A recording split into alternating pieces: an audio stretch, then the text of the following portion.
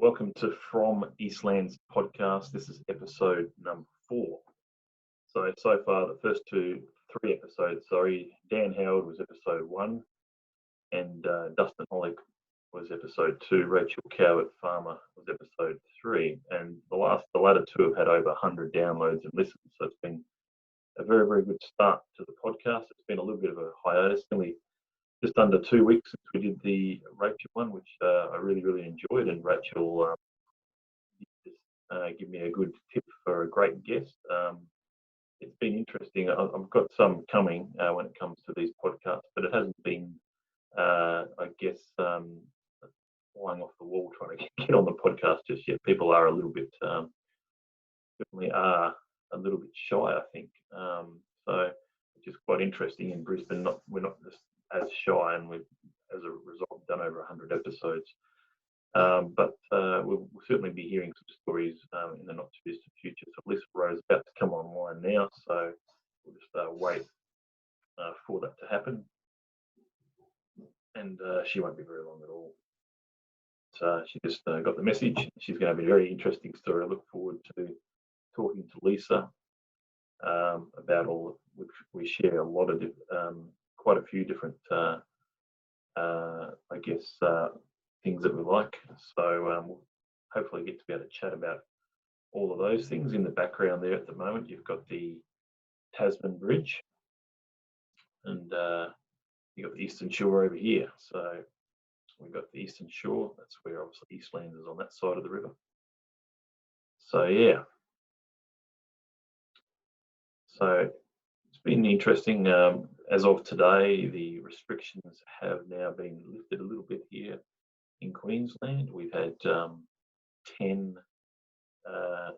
limit of 10 people at a venue now, rather than not being open at all. So it's quite interesting. It means, I guess, venues have got to think outside the box a little bit. They've been closed for a good 2 months, a lot of them, at least 8 weeks, and they need to think outside the square on how they can make the most of just having a seating arrangement of 10. So what we are hearing here in Sydney, and we'll probably ask a bit about Lisa as to what's been actually happening in Sydney, but I guess a lot of popular places and pubs and cafes and clubs are getting booked out. So getting booked out, and they'll book them out for an hour or maybe 2 hours. It might cost them $500, and there's special deals on food, drinks, and just 10 people, and it just turns it into a gathering, which is a bit of a party atmosphere for just those 10 people. So intimate sort of setups, and then obviously in about a month's time, we'll be probably jumping up to 20. Here she comes, Lisa Rose. G'day, Lisa. Can you hear me there? I can indeed. Straight off the bat, perfect sound. Welcome along, and thank you very much for being a guest on my From Eastlands podcast. This is episode number 4, and the last episode we had just under a couple of weeks ago was, I think, one of your good friends, Rachel Cowart, or Rachel Farmer. Yeah, good old Rachel. Over 100 listens and 100 downloads of that episode. So it's been quite a good response to that one. That's good. So very, very happy about that. So today's podcast is a bit about yourself and finding out. Obviously, Rachel suggested you be a good guest, and obviously we go all the way back to Clarence High School, where obviously we first probably met in grade 7, I'd imagine. From my recollections, what was school? Can you remember what school was like back in 1990 at Clarence High? What was it like? Can you remember? What are your memories of year 7? Oh man, yes, yeah. So obviously we were there. What was it? 90, 91, 92, 93. We finished in 1993. Correct. Yeah. It was an experience. Yeah, I remember the girls' winter uniform being really uncomfortable and itchy and never wanting to wear it. Mm-hmm. I remember that I was obsessed with drama, like the speech and drama class and the music classes. I was really very much into those, and playing in like the school band, like the concert band and the stage band So I guess, with your favourite subject in high school, one of them was music, I guess. And yeah, sort of, it was. I played the drums though. I played the drums, so I don't know if drums is. I don't know if you can count that as music, playing the drums. It is. It's still, you're playing in a band. I mean, if you're a drummer, is obviously a very important part of a band, isn't it? Really. Yeah. So we had the rock band. Olivia Baldock was the singer. Oh, okay. And was that actually grade 10, or what was that? That was the whole. That was 7, 8, 9, and 10. Okay. So, yep. I remember we were trying to come up with a name in grade 8, and we briefly were called Livy and the Skivvies, and we were all going to wear skivvies whenever we performed. But that just because it rhymed. And then we were the Clarence High grade 8 rock band, which is a very catchy name. Yeah. We played fantastic songs like I remember the one that See You Later Alligator. We played that. Yep. And so were you? I can't remember. Were you in any of the bands? Any of the concert bands? No, I guess. I mean, I wasn't. I mean, I did sort of like music a little bit when I was at high school, but I was never great at playing. I never sort of got into any bands or been part of any bands. But I mean, I guess that I did play the keyboard a little bit, or there was a bit of that. But that was year 7, and then probably on to other things. Or year 7 and 8, and then you get to choose your subjects. But yeah, I mean, music is obviously something I do enjoy listening to on the radio these days. I love going to events and festivals, and like I do have my favourite acts and that or most of them are based from Triple J. So as a radio, do you listen to Triple J at all? No, not really. I only really listen to the radio in the car, and I tend to listen to Classic FM or Smooth FM, which is a station in Sydney, and also I listen, which plays like music from the 80s and 90s and stuff. And then I will listen to FBI, which is a local a local sort of community radio station that plays a lot of Sydney music and stuff. And but yeah, I tend to listen to Classic FM more than anything. But I don't really listen to the radio that much, to be honest. Music isn't actually like a huge part of my life. My wife is a cellist though, so it's a huge part of her life because that's what she does for a living. So it's always been. What does she do for a living? Sorry. She's a cellist. Cellist, okay. So that's playing the cello, or professionally, or yeah. So she's a professional cellist. Yeah. So she plays the cello and she teaches the cello. Obviously, she's not playing the cello at the moment because the arts industry is completely decimated by what's going on in the world, which sucks. But I do remember one of my favourite memories of high school. Like I still tell this story now to random people, is when we were in grade 8, I think, or grade 9, the senior concert band went, and the senior concert band and the rock band and the jazz band or whatever they were called. I played in the rock band and the concert band. We went to Melbourne on a trip, and we were going to perform in the inter-school band competition that was on in Melbourne, and we caught the boat over and we were staying, I think it was the old Abel Tasman. Yeah, the old Abel Tasman, I think it was the Abel Tasman. And then we oh man, so many people were seasick, it was gross. But then we were there for I think we were there for 4, we went on the Monday and came back on the Friday night or something. Anyway, so we went in the concert band, we played the Dick Tracy theme song and Every Breath You Take by Sting. Please. Sting, sorry, yeah. The flutes played the vocal line, and we played in this concert, and we were competing against all of these massive Melbourne schools and all these private schools and everything, and as you may remember, Tim, in Tasmania with our school uniforms, the girls like to have our uniforms as short as we possibly could. Okay. And in Melbourne, you're not allowed to do that. And so we just remember walking in and we all had like really short skirts and dresses on, and all of the high school boys are all like, oh my God, legs, I can see legs. Oh.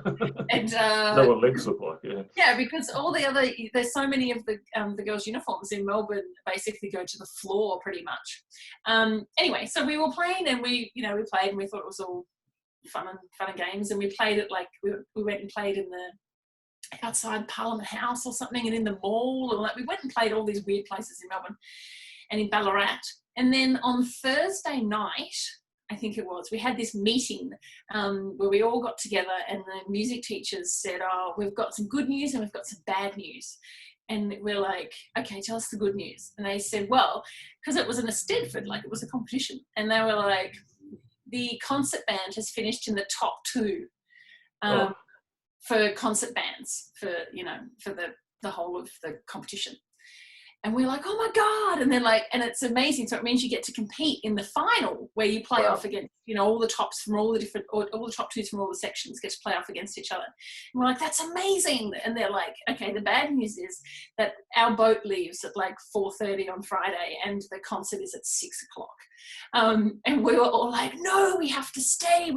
And we couldn't stay. And then it turned out that apparently, because this is one of the first times that the music, I don't know, I think afterwards they used to go every year, and we were the first year to get to go on this trip. And apparently the only way that they could convince the school to let us go was because of the competition. And they didn't really care about the competition. And they said to us, we thought you had Buckleys in this competition. This was the only reason we got the school to agree, was the fact that there was a competition, whereas we actually wanted you to come for everything else that we've done.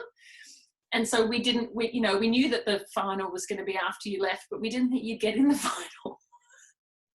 And we did. Wow. And then we had to forfeit. It was devastating. Can you imagine? That's about second out of about 20 schools or something like that. It was pretty good effort. Ridiculous. And it was all these private schools and like all of this. And we were just like, I just remember with Devo, we were so upset. But yeah, that's one of my highlight memories of Clarence. So I don't think I can't remember that story, but yeah, that sounds pretty fascinating, to be honest. I'm assuming that the only people who can remember that story are the people that were in the bands, but I don't even know. Maybe some of them go, I just remember it. Yeah. I just remember being like, it's just pretty funny that the teachers admitted they thought we weren't going to make it in the final. And what years 11 and 12 at Rosny College? What can you remember what those sort of years are like for you? What were you sort of doing? Yeah, so year 11 and 12, I was at Rosny, and the things that I was really into there was I was doing speech and drama and theatre performance and theatre production, and they had a really great media class. So like Graham Gates was the teacher, and he they had like a little TV studio when you kind of did all this, you sort of made, ads and did like news broadcasts and all this sort of stuff. And I was really, really into that. And actually through being like doing that, I got my first sort of job, like one of my first jobs, where he recommended me to work at the ABC in the newsroom after. So one of your first jobs you worked in the newsroom at ABC? Yeah. So I had a job like after I finished school. I worked at Blockbuster Video in Roster Park. But then I remember the one. Yep. Yeah. But then Graham was friends with someone who basically was sort of the office manager type of thing at ABC Newsroom, just near the big roundabout in the city. And so that they were looking for a junior. It was called, the position is a NOAA, which is a news operations assistant.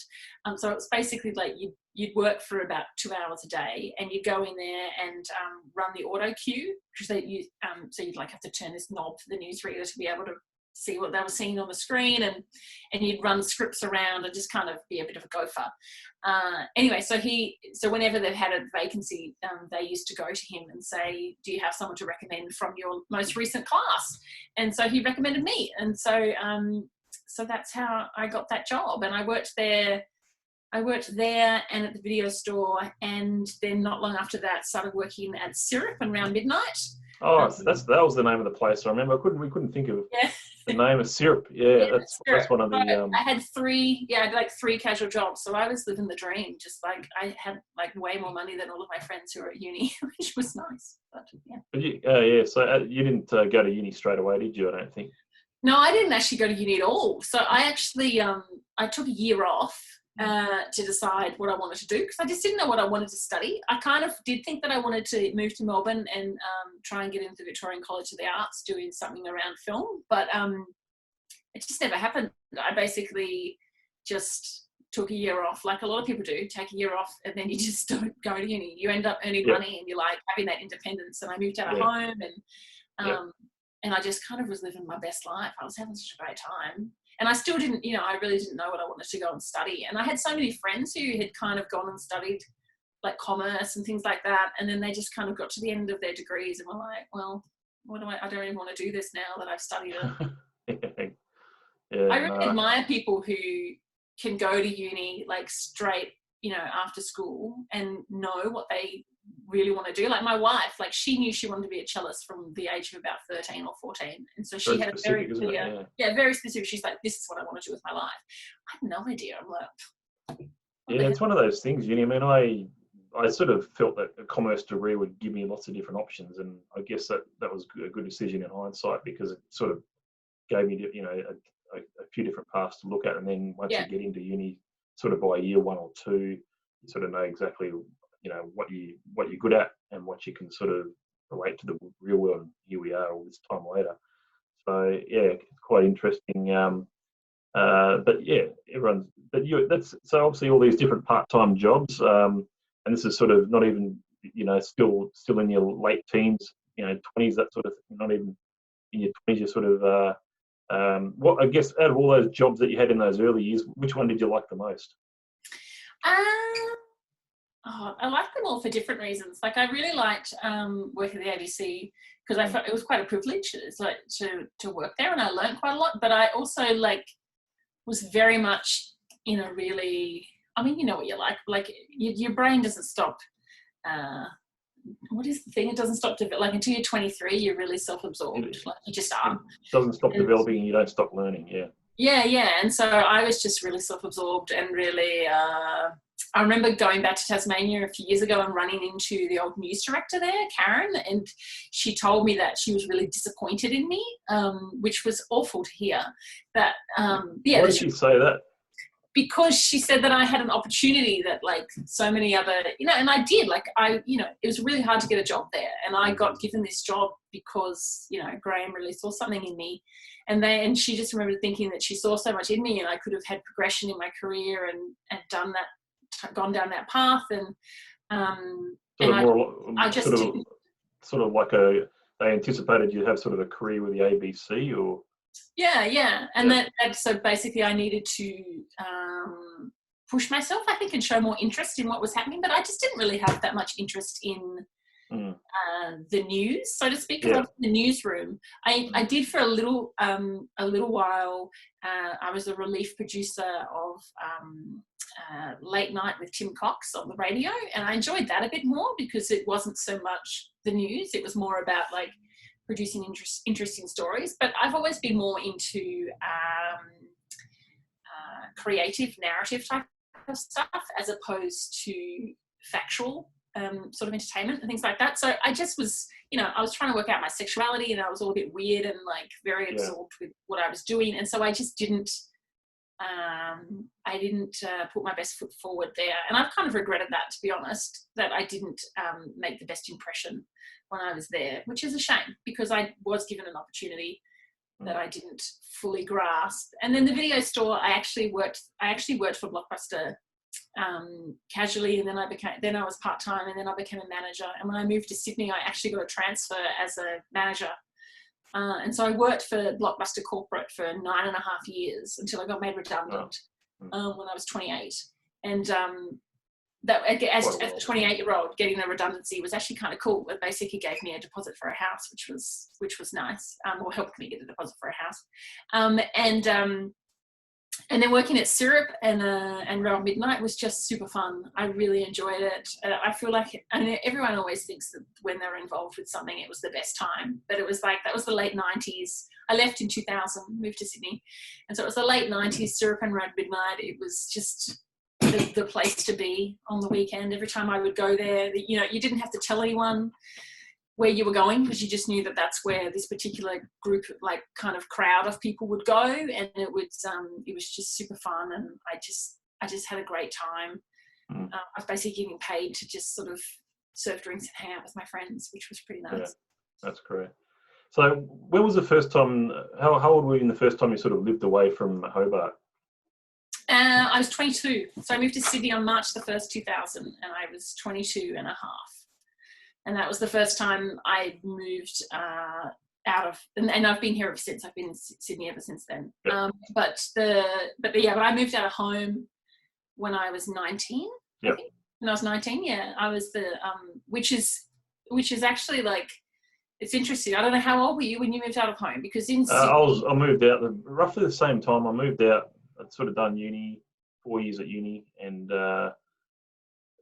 basically moved up to Brisbane 20 years ago, just over 20 years ago, and I've been here ever since. So, yeah, when I moved here, I found it really interesting that I was, so many people that I was friends with who were in their early 20s and mid 20s still lived at home, because it was just so expensive. People couldn't move out, and I'd been living, you know, out of home since I was 19 because it was so cheap in Hobart. I lived in North Hobart for a while, and Mount Stewart. And then I lived by myself as well. In Hobart? Yeah, in Mount Stewart, I lived by myself, like in this flat below this house. It was kind of cool. And and then I moved here with my best friend at the time, Andrew. In 2000, and haven't looked back. So whereabouts in Sydney? Like, what sort of area of Sydney do you live? So I live in Marrickville, which is in the inner west, and I've pretty much lived in the inner west. In fact, I have lived in the inner west the entire time that I've lived here, like in the inner west. So I lived in Petersham and Erskineville and Newtown and Marrickville, basically in a bunch of different places. And I've been in my current place since 2011, when I was lucky to buy a house, a little tiny 2-bedroom semi. I bought it after the first boom, before the second boom. Which was good. So with Sydney, I mean, where do you consider, I guess, the best places to sort of go out and have a good time? I'm really boring. I don't really go out. No? I actually don't. I don't really.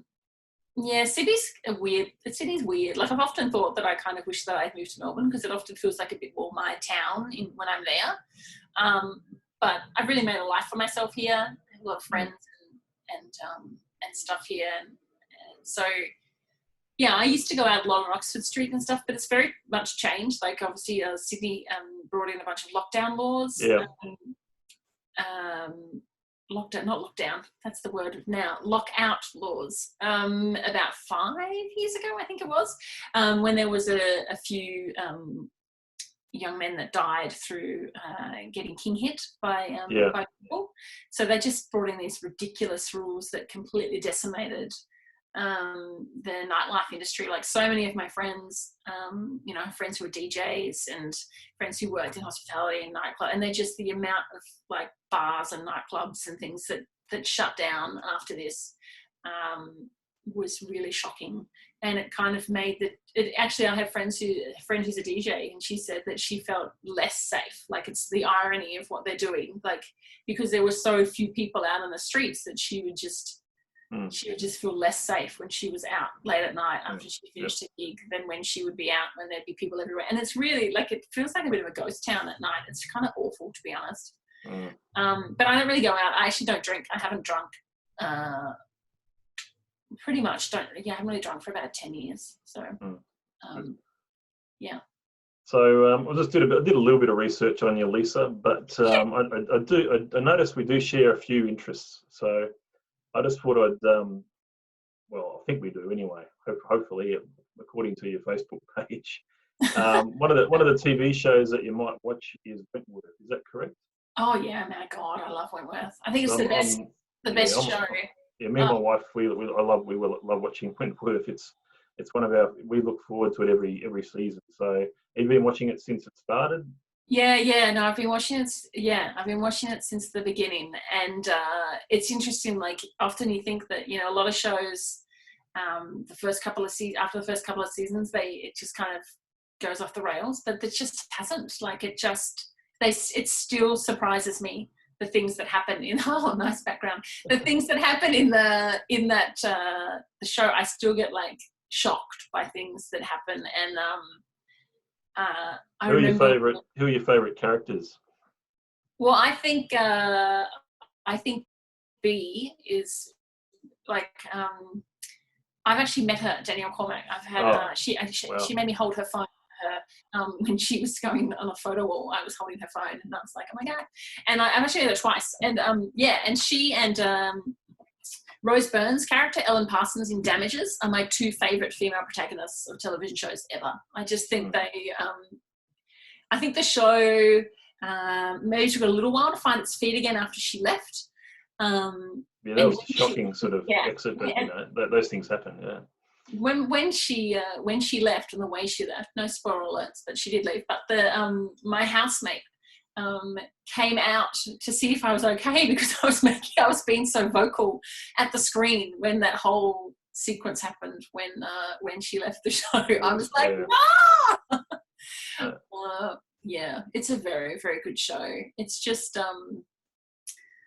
it's quite diverse and interesting, and it just is at a bit of a cracking pace. I like things that are quite have a lot of pace to them.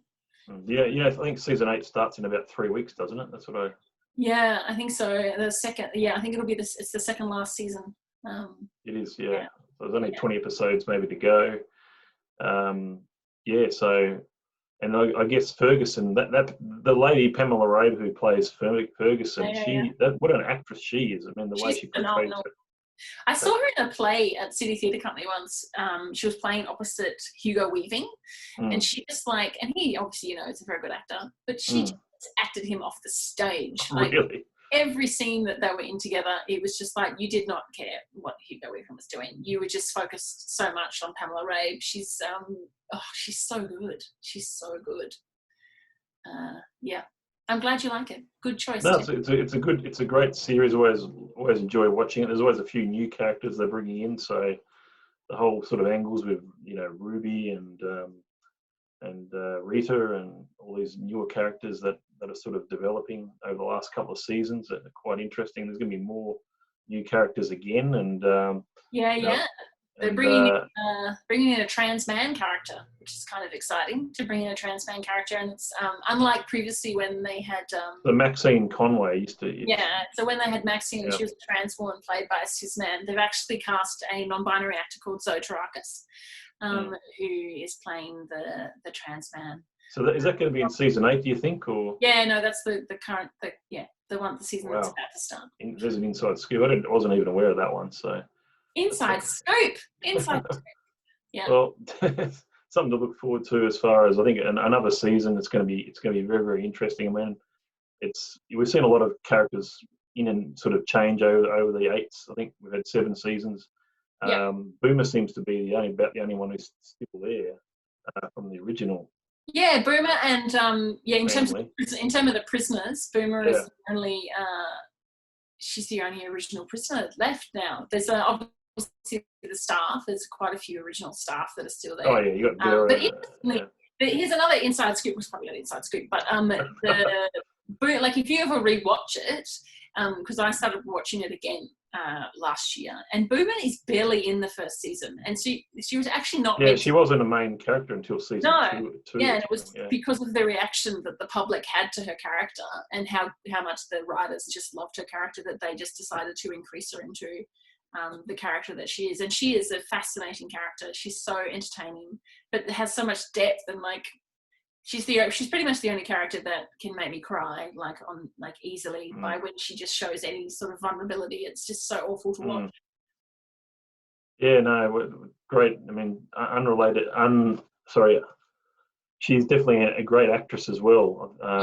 The one who plays Boomer, fantastic, and to be there for all this, everything so far, and just obviously more featured, as it sort of season goes by. But and we see, we occasionally we see Frankie every now and then as well, which is quite interesting. I think it's good that, I think she made an appearance last season, and obviously she's had her battles, in jail a couple of times. It's been quite good to see the whole Frankie sort of angles and different things. That, but I guess the only thing with Wentworth is there's a lot of stuff. There's a lot of things that happen that are sort of a bit far out there. I think it's to me it seems far out there, that there's a few different coincidences and absolutely. And some of the stuff that actually happens, it's quite crazy. So that's good that we sort of share that interest in Wentworth.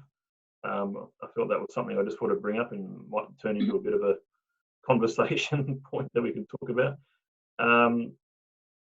I guess what you sort of do now as far as work, you're obviously involved in this Mardi Gras Film Festival.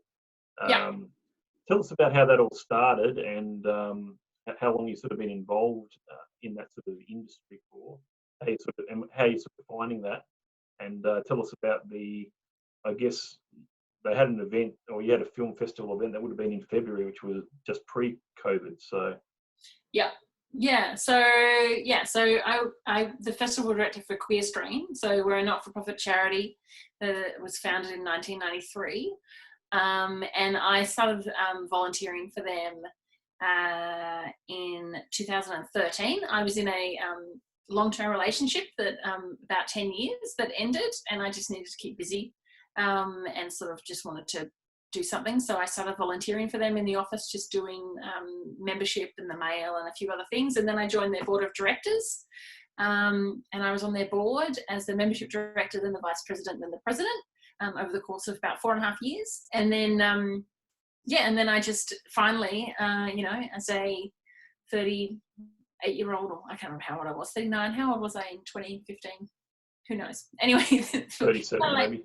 In my late 30s, finally in my late 30s, I realized what I wanted to do with my life. And so I'd previously been working I'd worked at a retail company in the head office, just kind of doing stuff around in the finance department, just doing sort of a bit of auditing, but not accountancy stuff. It was the cash audit type of stuff. And I just didn't know what I wanted to do. And then after being involved with Queer Screen as a volunteer for a while, I just had so much interest in that. And I'd always had interested in that type of thing, from working at the video store and from when I was at school, and just queer media in general and film. And so our festival director left, and I quit the board and applied for the job along with a bunch of other people. And they had an independent group of people interview. And then I got my dream job of being the festival director for an arts organisation. And we have 2 festivals a year. We have one called Queer Screen Film Fest in September, and it will be its 8th edition this coming September. And it's probably about a quarter of the size of the Mardi Gras Film Festival, which is every February, as you mentioned, and we've had 27 of those. And 27, wow, that's good. And it's probably the 5th biggest queer film festival in the world. And it's a very all-consuming job, but it's super fun and stressful.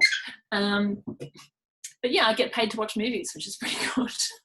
But some of the movies aren't that good, so that's why I'm being paid hazard money from watching some terrible films. So 27 years it's been going. Well, that's a great achievement, and absolutely. The whole film festival runs for. Does it run for about 2 weeks, or how long from start? Yeah, so it's changed. It's run for different amounts of times over the time, but the last few years it's been about 15 days. Which is long. So most other film festivals of our size will generally only be about 11 days. But we did 15 because if we did do one on 11 days a few years ago, and we just didn't get the attendance numbers because we had to compact so much of it in, and because of the time of year. So it's on every year at the same time that Sydney Gay and Lesbian Mardi Gras have leads their up to that all. So they have their parade the first weekend in March, and then for 2 weeks prior to that, there's a whole sort of arts festival that happens in Sydney, like cabaret and plays and and community events and all that sort of stuff. So there's so much competition that's happening at that point in time. So then we don't, we kind of need to stretch it out. And that's one of the reasons we started the second festival, because so many people used to say I didn't have time to come to your festival because, I was going to go see this play and this cabaret and doing all these other sort of things that are happening in Sydney at that time. But yeah, it's fun. I enjoy it. It's exhausting, but it's fun. Does it and then what sort of, I guess, the whole year, is it pretty busy the whole year? Is it more focused around that time of the year where it's just really, really nuts? Yeah, so because we have the two festivals, so basically I'm full-time for 7 months of the year and part-time for 5 months of the year. Okay. And my wife tells me that basically from November through to the end of February, so that's like 4 months, I'm so not present in anything. Makes sense. I'm just, and it's like we're very small. So we have a lot of volunteers, and so it's basically just myself and an operations manager, and then we will have a couple more people come on, and we have someone in partnerships. But it's just with all volunteers, and it's just exhausting and all-consuming. And with any event, there's no end to the number of things that you can do to make that event better. And so you've kind of got to be a bit disciplined and go, look, we just don't have capacity to do X, Y, Z. But that's hard to do because you're enthusiastic and you want to do it. And so then you just, work too many hours. Fair enough. I guess around the world, have you done much sort of travel in your life? Where have you been around the world? And I guess outside of Australia, that you've enjoyed going to the most? And what is there any place on your bucket list that you haven't been to yet? So I haven't done a heap of travel, other than I've been to the States quite a lot. I have to go to the States every year for work. I go to San Francisco, but I've been to the States besides that quite a bit. They have a big event on that you go to, or? Yeah, so the largest queer film festival in the world is called Frameline, and it's in San Francisco for June. And so I've been to the last 4 or 5 of them, I think. And so I watched like 30-something films in 11 days, and it's very fun, but it's exhausting. And it's good networking opportunity and all that sort of stuff. But then I went to England and Scotland and France for a little bit, and New Zealand. But probably there's probably been I've done 2 trips to the States that I've really enjoyed. One, I did a road trip. Oh, actually, I went over for 3 weeks by myself, and I met a friend who just randomly happened to be going there at the same time, and she'd already organised everything, which was great because I'm not very good at organising things like that. And we went on a 9-day road trip, like in a camper van type thing, from Las Vegas. We drove up through the canyons up to San Francisco, through Yosemite National Park, which is have you ever been to Yosemite? It is literally it's sort of one of those places that people keep telling me I've got to go to, and I've been to America a couple of times, at least a couple of times anyway. So I've been 3 times, and I don't think I've ever seen something like in terms of nature. Like, and I mean, obviously I haven't traveled a lot, but I've never seen anything that is naturally as beautiful as Yosemite. It's just astounding. It's just so peaceful and beautiful and rugged as well at the same time. And so highly recommend it if you do go back. In terms of where I'd really like to go, I've always really want to go to Switzerland. I don't know why, but I want to go to. My big thing is that I want to have a white Christmas. One time I've had one of those, and guess where it was? Was it Switzerland? Yes. And was it worth it? 9 years ago, I think it was. I'm just trying to remember. I think it was, the end of 2011. Hadn't sort of been with my now wife for that too long, and we went over there for Christmas with her family, and just a magical place. We found a magical place to stay. We went up in the snow. It was just great 5 days. Just really, really good. Interlaken, I think Interlaken was the name of the place that we stayed, and that was just remarkable. Very, very much worth going to at least once in your life. That's for sure. Maybe again. Yeah, no, absolutely. I would love to go. And the annoying thing is I could have actually had one in 2014, I think it was. Because my brother, or 13 or 14, my brother actually lived in the Upper Peninsula of Michigan in the States for about 3 years, I think it was. And he had 1 or 2 Christmases there. I think it was 1 Christmas there. But I just didn't, it just wasn't in my headspace at that point to go, and I just assumed they'd be there longer. And then they ended up just coming back here each time for Christmas. So, and it just used to snow there for about 4 months of the year in there. Thick, like massive. The photos I've seen from, but I just wish that I had gone. But so that's my bucket list, is to have a white Christmas somewhere. Yeah, definitely. And Canada's definitely on my bucket list. I want to go to Canada. Yeah. That's probably where I certainly want to go before all things sort of end. Another thing, I guess we share a bit of I think we pretty much share another interest here, and that's the Richmond Tigers. We do. I stalked your Facebook too and learnt that we both share the mighty Richmond Tigers. My daughter is wearing a Richmond Tigers onesie today. I love it. That's great. But yeah, the last 3 years have been really, really good. We just had the one bad game against Collingwood. That's the way I'm looking at it anyway. Yeah. When it comes to our men's team. It's be interesting to see what happens with the AFL season. I think they may go 17 rounds. We'll see if they can get it done. Starting up in about 3 or 4 weeks, maybe, I think it is. Yeah, I think on June the 11th. Yeah, it will be interesting. What did you think of the first round with no crowds?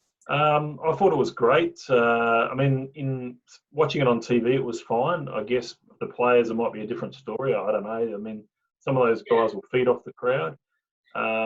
Richmond obviously got off to a really good start in that game, and I don't know, they just lacked a bit of discipline in the second half. But it was quite good, and I think that we're going to have to get used to that at least for the rest of this season, I think. Yeah, absolutely. It's interesting. I'm in like a private Facebook group with some Richmond fans. Yep. There's only about 100 of us in there or something, I think. And most of them are in Melbourne. Not all of them. Some of them are in Tasmania and like all over, but there's a large percentage of them are in Melbourne, and they're like go to all the games and everything. And so many of them are just like, you can't watch it. Like, it's just terrible. I don't even know if I'm going to watch. And I'm like, well, I've watched on TV. Like, I've actually went to both grand finals, which is pretty rad. But my brother had gone to one of them. I didn't. Yeah. I probably should have gone to the last one, but it's always hard to get tickets, man. So I pay this. I'm an interstate member, and I've been a member for over 10 years, and I barely ever use my membership. Like, I think there was 1 year, the most games I've ever seen in 1 year was 5, which I think was in 2014 or 15. And then, but I bet some years I don't go to any games live. And so I'm completely, like, I've been watching it on TV since I was a teenager. So I'm completely used to watching it on television and can get enjoyment out of it. But it did have, I thought it was quite different, not hearing the crowd. But I really liked that you could hear the players yelling out. I thought that was interesting. Yeah. Go the Tigers. Go the Tigers. And also, I mean, it hasn't been around too long, the women's competition, but that's, I guess, what have you thought about what you've seen with the women's competition so far? Yeah, well, it's interesting because when I was younger, like, when we were all young, I remember, so we were a big basketball family. We all played basketball except for my sister, and my parents were both really good basketballers. And my brother played a bit of football, but I don't know if he played, like in the Clarence High teams and stuff like that. And like all of his friends did and everything. And I remember we used to kick the ball out the back a lot. And I remember when I was in grade 6, and he was in grade 10. And he and his friends were kicking the ball out the back, and I joined them, and they were all like saying that I could kick better than the half of their team, which I could. I was always a really good kicker at the footy. And so I have that little bit of thing, a bit of envy, where I was like, of all the, like, I was good at basketball. I played for Tasmania when I, under 20s and stuff, but I wasn't really that passionate about wanting to, because I wasn't good enough. Whereas with the AFL, I think I could have been a really good player. And so I have this sort of a little bit of jealousy of the fact that it's happening 20 years. Like, if I was playing, AFL 9s, like the non-contact. I was playing that for a while up until a couple of years ago, and I just kept hurting myself all the time, like pulling hamstrings and like turning 40. Oh my God, my body is just not coping. So I have that. I have a little bit of jealousy, but I'm really excited because there's just so many, when primary school, if there'd be kids going, oh my God, I can get to play AFL. I get really irritated with people who like say just really, disparaging things about it, because look, obviously, they're not professional, and they're not, haven't had these pathways. Like Sam Kerr, who's obviously one of the greatest soccer players in the world, like she was also one of the greatest junior AFL football. Like her brother is Daniel Kerr, he's a Brownlow medalist, and she wanted to play AFL like more than anything else. And then when she got to being 11, 12 years old, she was like, well, I want to be a professional sports person and I can't in AFL, so I'm going to have to play some other sport. So she started playing soccer and she hated it and she was hopeless at it. And then she just, became one of the best soccer players in the world. So it is that path. It's going to take, quite a few years to get the skill level up to where, but like someone who, I tend to watch a lot of the games, like the way it has improved since the first season is astronomical in their skill level and the way that they adhere to game plans. And keep their spacing, and in particularly contested marks. Like I remember the first season, it was like no one could mark the ball. So it's that thing where it's like it can be an unattractive thing for some people to watch, but there's so many young girls who think it's the greatest thing in the world. That's so great, that's all that matters. I wanted to get your perspective. That's all, because it's fairly new and hasn't been around too long, and it's good to get your perspective on that. It really is. You said you played basketball for the state. Do you still follow basketball these days? Do you follow the NBA or anything like that? I don't particularly follow the NBA or the NBL or anything. I just kind of watch the Opals, the Australian team, when they play, and the Boomers. I'll watch them. That's kind of it. And I play basketball. I still play socially. Okay. I was playing. I've been doing that for about 12 years. I play once a week, and then there was about 5-year period where I was playing twice a week, and it's great. I really enjoy playing it in a social way, and it's a good way to keep fit. It's a funny type of fitness, basketball, because you have so much jumping and sort of scripting and then standing still. The first time I played, I think I was 30, and all I'd done for exercise basically for the prior 10 years was dancing at nightclubs and walking. I nearly died that first game I played. I thought I was going to throw up and like pass out, and I just felt so awful. But now it's all right. I shuffle up and down the court. Have you watched any of that Last Stand doco on Netflix with Michael Jordan? I have not. Everyone keeps asking if I'm watching that, and I do want to watch it. I just haven't. I haven't had time, because I have to watch a lot of stuff for work. Sometimes I don't like to watch things in my downtime. I like to just kind of stare into space, or like listen to podcasts or something. So what's your favourite podcast to listen to? There's one called The Outer Sanctum that I really like, which is about AFL, and it's on the ABC, and it's about people who aren't in the inner, as in basically non-men.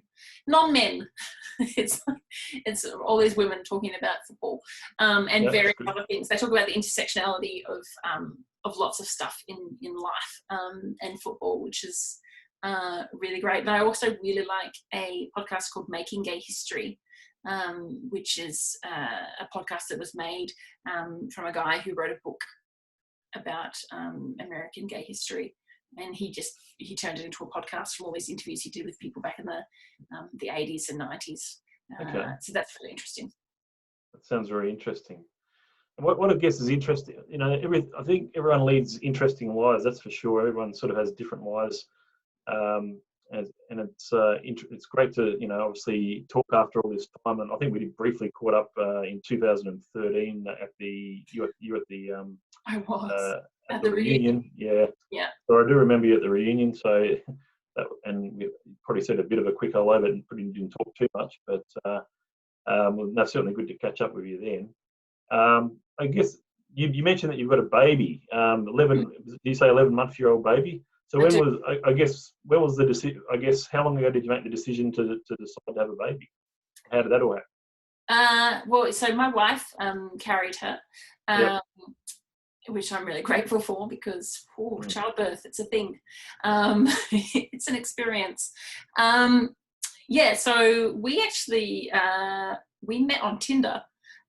So people can meet and marry people on Tinder. It's amazing, Tim. Isn't that crazy? Who would have thought? And she had been living in Germany for 8 years. Germany? Yeah, she'd been living in Germany for 8 years. One of my favourite places, yeah. Beautiful. Oh, good. She was in Hamburg. And she came back to Australia because she, wanted to be close to her family, and she wanted to basically have a baby. And so we met 10 days after she landed back in Australia. And she told me on our 5th date that she, she was planning on having a baby very soon and had kind of started the process. That's a lot of information to take in on a 5th date. And I don't know if you know, but there's a bit of a sort of ongoing kind of joke about lesbians in that they U-haul and that, they move in on the first date and, all that type of thing. But we didn't do that. Like, I basically, I had dated someone for a while who had a 7-year-old daughter for about 8 months on and off. And I really liked that. And so I kind of just, used that in my own thinking, where I just kind of said to Annika that, I really like you, and I don't want to not, and I said, and I'm also open to having children. And so, I'm not, she was really worried that I was going to run away, and her best friend was really worried that I would run towards her and say, yes, let's have a baby on our 5th date, so I did neither of those things. I just said that I really like you. I'm just going to pretend that you already have a child. And I would keep dating you if you already had a child. So why am I not going to keep dating you if you, and then, so then over the course of the next year, we just totally fell in love, and, and then we got married in, thankfully we're allowed to do that, in October 2018, and Bowie turns 1 next Saturday, like a week today. She turns 1 a week today. So just about a year. Wow, there you go. Yeah, so we had a shotgun wedding. We actually did have a shotgun wedding. She was actually pregnant at the wedding, but no one knew except for our immediate family. She was 11 weeks pregnant, but it was pretty fun. We'd like to say that we had a shotgun wedding. It was an accident. That's great. It's a great story. I love it. That's really nice. It was not an accident. No. But she's great. Bowie's really cute. As you know, every parent thinks their child is cute. She doesn't sleep very well though, but sometimes I think sometimes it's the luck of the draw with that, but it's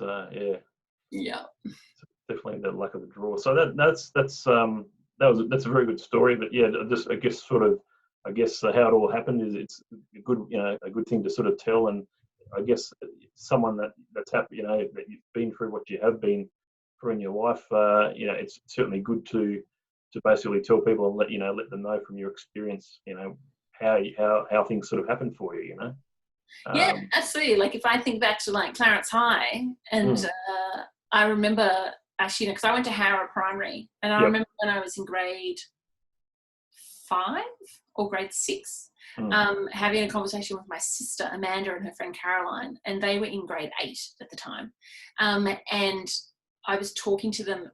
So this is like 1989 or something, or 88, and I told them that I was worried. Like I started crying and told them that I was worried. Like this is me as like a 11-year-old, 10-year-old, grade 6, yeah, just like crying that I was worried that I was going to grow up to be gay, and they then saying like, oh, don't worry, like you won't be.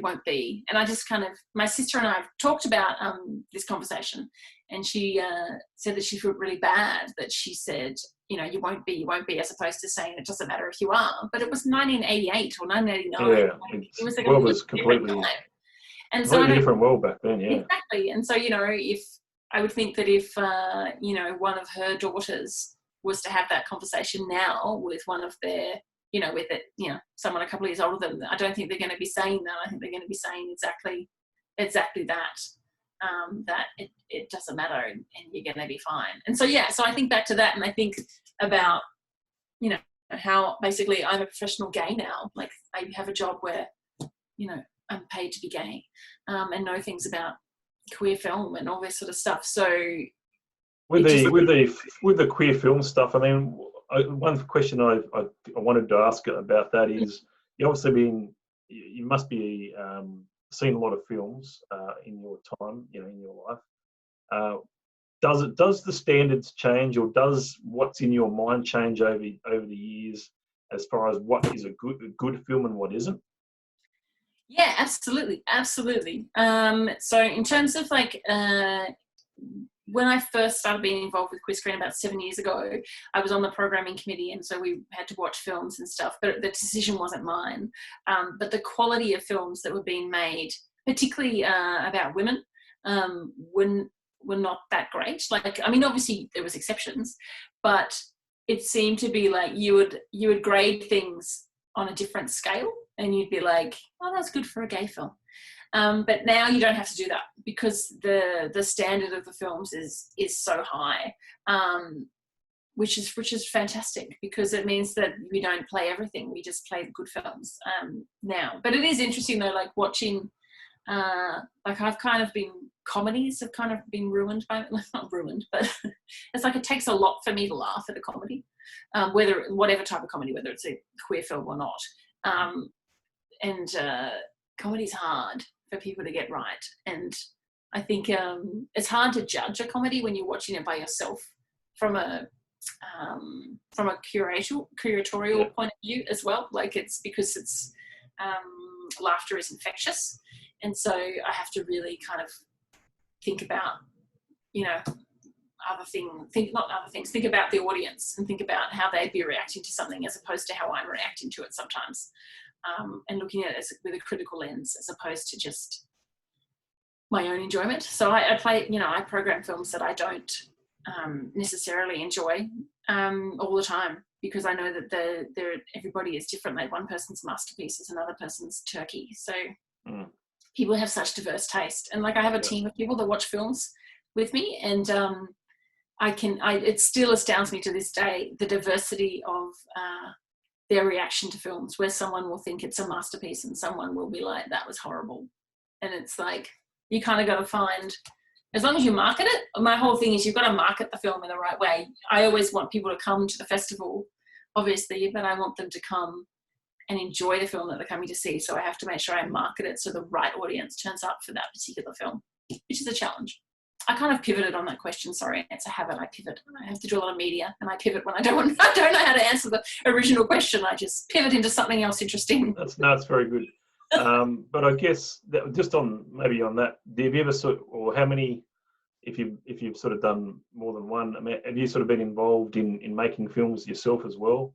No, I haven't. The only involvement that I have in making films is we do a few sort of competitions and things like that from a development stage, where I'll kind of read some scripts and things like that, and I sometimes will be called in to like consult on like edits of films and things like that, where people will want me to have a look at it and give them some feedback. But no, in terms of actually making anything myself, or being involved creatively like that, no, I don't think I have enough. I don't think I have enough stories in me to be able to do that, and I really admire people who can and do.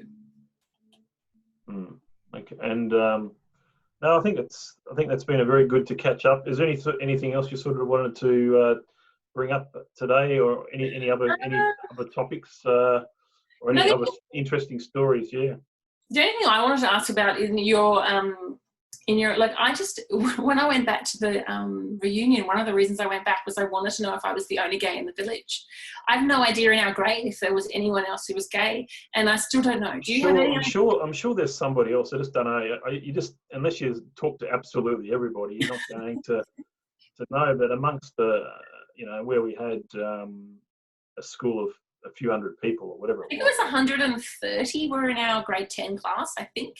Was it 130, was it? So there I had think to be it was at least 100. I think it was 130, but I may be wrong. the odds would say five to 10 people, wouldn't it? So somewhere in that sort of range. The odds would say that, but I was the only one at the reunion. So, but that's par for the course. I remember, actually, no, there was one. There's definitely one. There was a guy I remember in the reunion Facebook group. I can't remember who it was, and he talked about being relentlessly bullied for being gay at school, which is awful.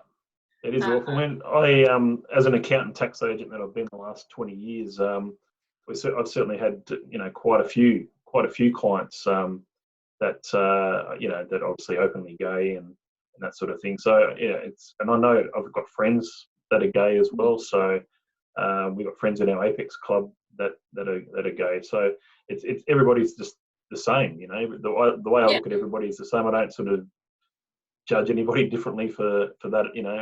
It's a normal way of life now. It's accepted.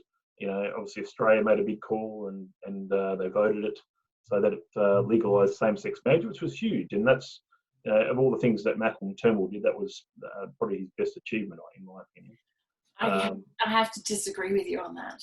I don't know. That was one of them. I don't know. There might be other stuff that he's done. But I mean that Malcolm Turnbull, like it wasn't his. It may not have been him that did it. No. That's not what I mean. I mean that was awful. That was an awful experience to have to go through the postal vote and the plebiscite. I agree that part of it I didn't like. So we pay, we vote for people, and they're paid by taxpayer money to make decisions, and then they just weren't, didn't have enough courage to do it. And every single survey that was happening was saying that the majority of Australia was comfortable with it, and regardless, so it was just an awful experience to have to witness a debate.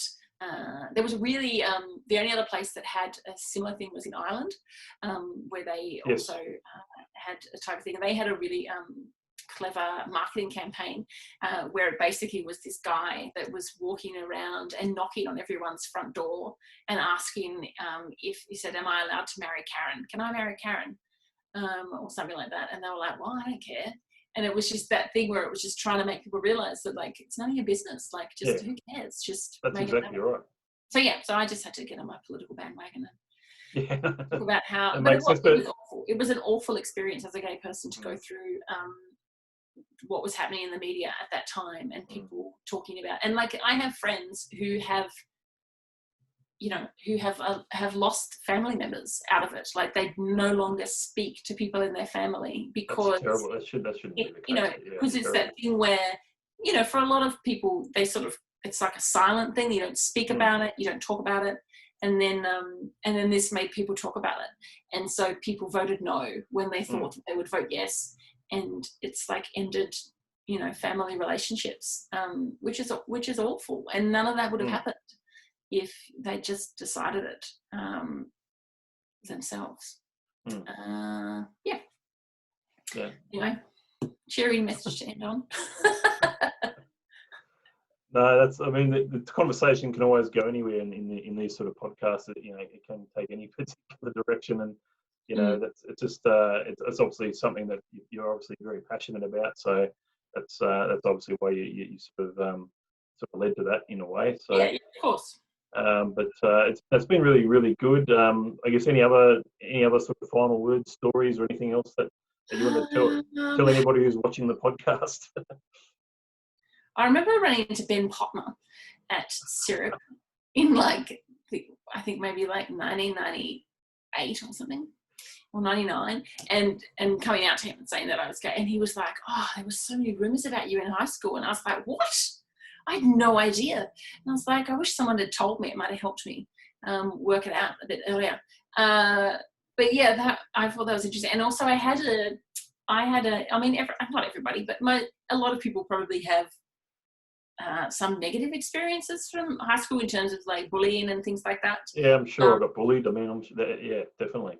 Yeah, and I had this one guy who wasn't very nice to me, and That's no good. Actually, two. There was two of them. They were in two grades above us, and they. Yeah, well, it's an age thing as well, probably. Yeah, and they one of them like tried to add me on Facebook, and I was like, what? And I like just sent him all these messages, just being like, are you fucking kidding me? You tormented me in high school, and he had no memory of it, and he was just like, I had no idea I did that. I'm so sorry. I was such an idiot then. And I was like, yeah, okay, great, thanks. I accept your apology, but I'm not adding you on Facebook. Yep.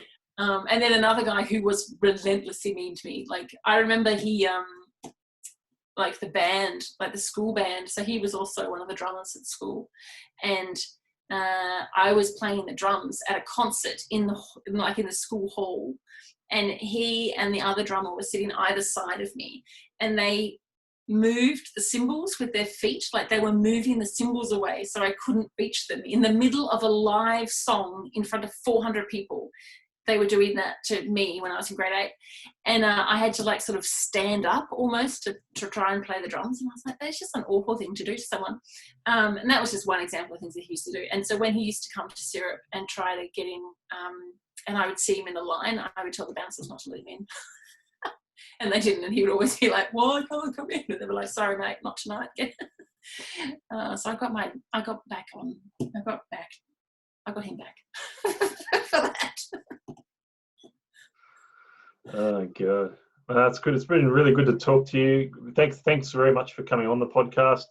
If there's any particular guests you think would be good, just let me know, and we'll hit them up and get them on here as well. But we'll keep trying to roll this out as often as we can, and I guess reconnecting with our high school lives and all of that sort of thing. So it was great to have you on the podcast. Thank you very much, Lisa. It's been fun and interesting at the same time. So yeah, thank you very much, and all the best in the future. And like, obviously, it's going to be a great experience. You know, obviously growing up, you've got a very small child at the moment, and seeing them sort of grow up over the years is going to be one hell of an experience for you as well. So all the best. Stay safe and keep in touch. Yeah. Thanks, Tim. No worries. We'll see you later. See ya. Bye.